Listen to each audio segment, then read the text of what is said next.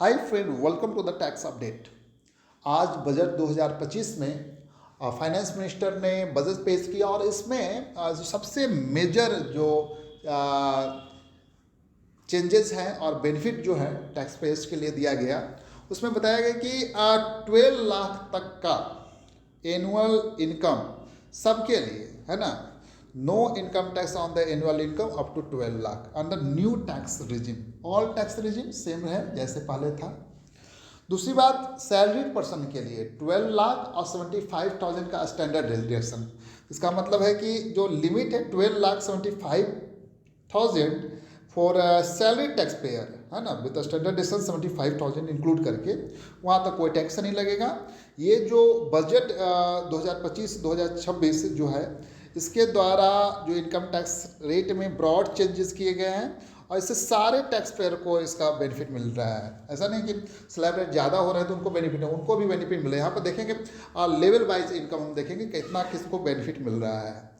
और ये जो टैक्स स्लैब रेट रिडक्शन है और रिबेट जो है, इसके कारण substantial tax relief middle class को मिल रहा है ना, जिससे house hold consumption expenditure boost up होगा और इन्वेस्टमेंट को बढ़ावा मिलेगा।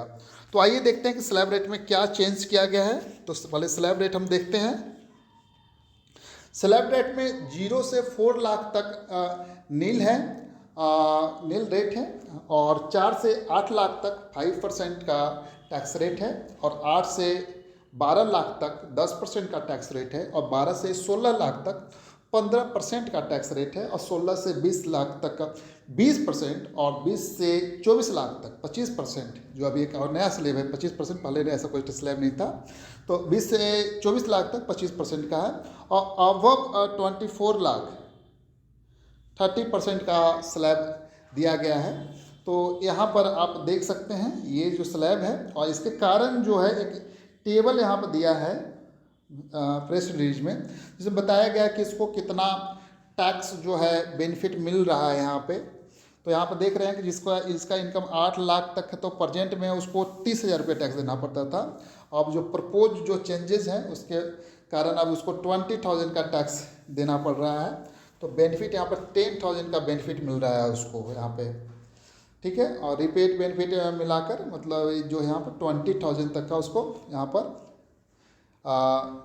मिलेगा, क्योंकि 12 lakh full up to 12 lakh limit तक रिबेट बेनिफिट मिला के 20 लाख तक।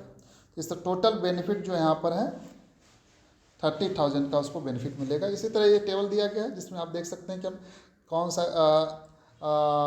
इनकम लेवल में फॉल कर रहे हैं और कितना टैक्स हमारे पर बन रहा है, और प्रपोज टैक्स के कारण क्या चेंजेस है और कितना हमें बेनिफिट उसका मिलेगा। तो यहाँ पर देख रहे हैं कि